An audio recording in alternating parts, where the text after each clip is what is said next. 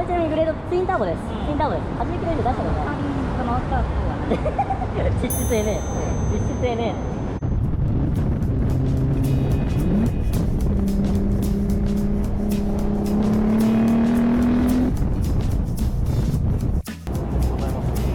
超有名人の人で尻文字さんだと本名はダメ。本名ダメ。尻文字さん。いやどう見てもかっこいいんだわ。マジでかっこいいっすよね。これもう所有して何年でしたっけ？今年の12月で20。あ、そうなんですか。9月が超かっこいい。いやまずね色。いやこれね、だってこれあれですよね、買った時に塗ってもらったんですよね。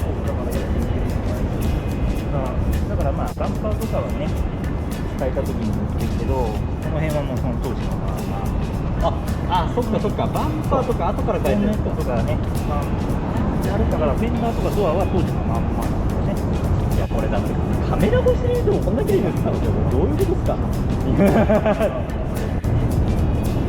ここ最近の変化はあれですよね。だからまずやっぱね YouTube で 300ZX で調べると最初にこの人の動画が上がってきちゃうんですよ。上がってきちゃうっていうかね。でその時は R34GTR 純正ホイールだったんですよね。そうだね。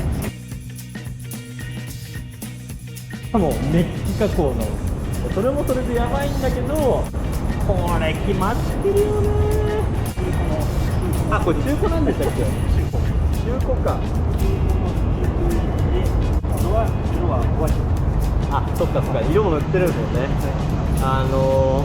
このホイールもともと白ホイールでセンターキャップあったでしたっけ。日の丸伝統で日の丸伝統ホイールなんです。あ、それは前のオーナーがそういう。前のオーナー、これが中古パーキャリにかけた時その状態だったんです。しかもネットとかじゃなくて中古パーティーで買ったの。で見かけて現物を見に行って試し書きしてその場で買ってその場で塗装屋にランプにつけてその場でそこから気合いの入り方が違うってで、だから18インチ、これローター系どういう。これは355だと多分18インチが本来パツパツなんだけど19、そうですよね。だから2回したら355これ 34GTR キャリパー 33GTR キャリパーでセットプラケットで324から355に。あー、なるほどなるほどなるほど。あー、なるほど。書いてから送ったからそのままだったらパツパツだと思って。あー、なるほど。まあでもね、これはこれでかっこいいですよ。問題ないいんすか、マシニングロゴじゃなくて。これがね、そうなんだよね。これは塗装？これはステッカー？ステッカー。あ、ステッカーなんですか。ちょっとね、マシニングロゴ見ちゃってかっこいいよね。それだと GTR サイズだとハンディキャップでフェンダーもなってますね。いや、この人ね、いつの間にかそういうのやってきちゃうタイプだったので、このホイールもね、いや言ってなかったですよね。いきなりなんか、いつもメッキの GTR ホイールかっこよく決めてくれる人がいきなり黒ホイール美式までね。あの時はそう常に無加工だったからもう。そうですよね。これ切ったんでしたっけ？折り切った。切ったんだ。折りじゃなくてカットした。あー、切れてる。これまではだいぶタイヤ縛いたんで。あ、そっか。だから交換した。あ、変えたんですか？あ、本当だ本当だ。きれいきれい。24535。だったんだけど、モテンダのロゴが削れるっていうのを縛いたんで。同じ銘柄に。あ、いやもうやっぱね、お金を持ってる人が違いますよ。使うところがね。エアロがワンオフのものが？ワンオフのものはまあギアのディフューザー。これはディフューザー何用とかあるんですか？これはワンオフで、オーディオ用の MDL 材。その平らな板をでこれあれですね、このリアバンパーも穴開けてる。そう、これね、そうですね。意味がある。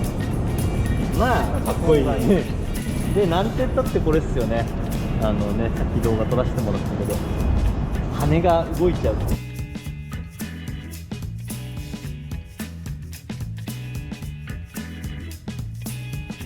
いやーこれだって俺多分これ Facebook 投稿見た時会ったことありましたっけ？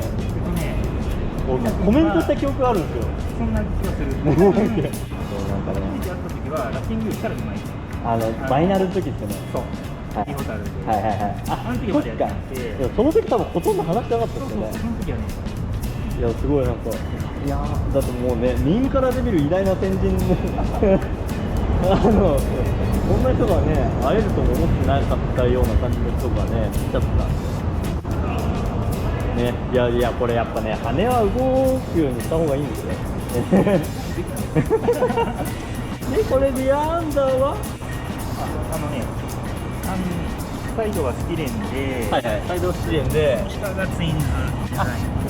本当はこれちゃんと。だからこれ専用じゃないと専用じゃなくて、いやーそういうことか。いやーかっこいいよなー。いや、ですよ。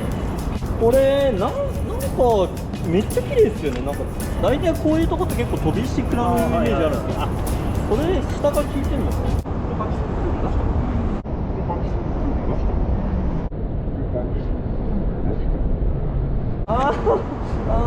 これちなみにグレードツインターボです。ツインターボです。80キロ以上出したことない。が回った方が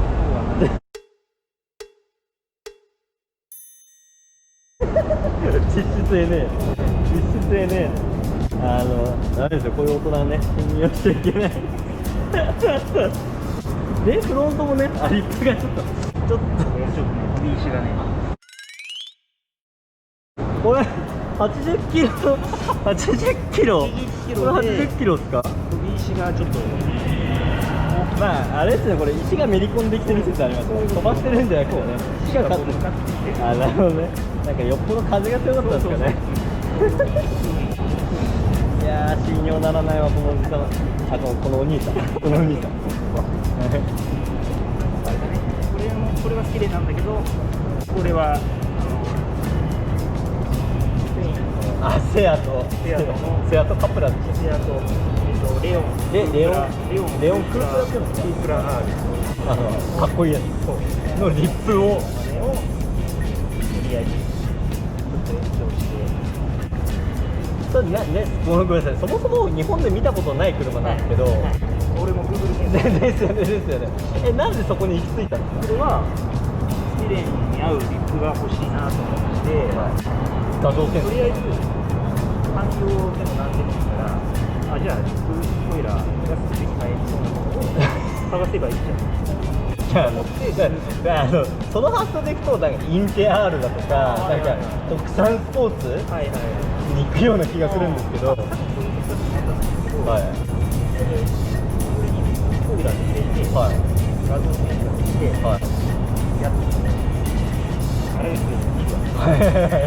その時にこれを見かけた時に、この R が合うかもしれない。直感もしそれがさ、カーボン製で10万とかだったら怖いけど、これ多分樹脂製で1万5000円で買えるんです。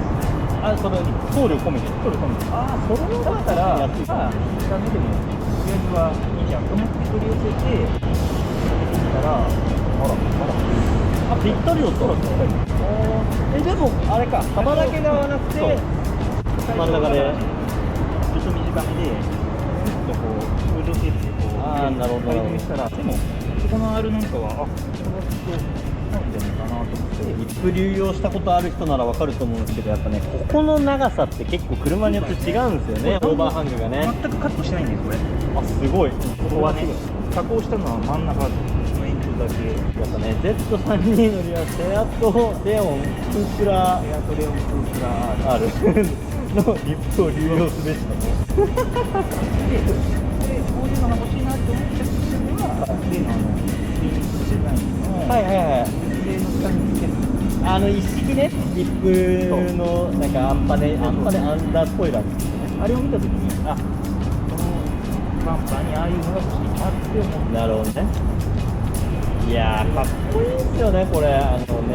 下が全部黒で決まってて、しかもね黒ホイールでまたレースになっちゃったし、ここいいですよね。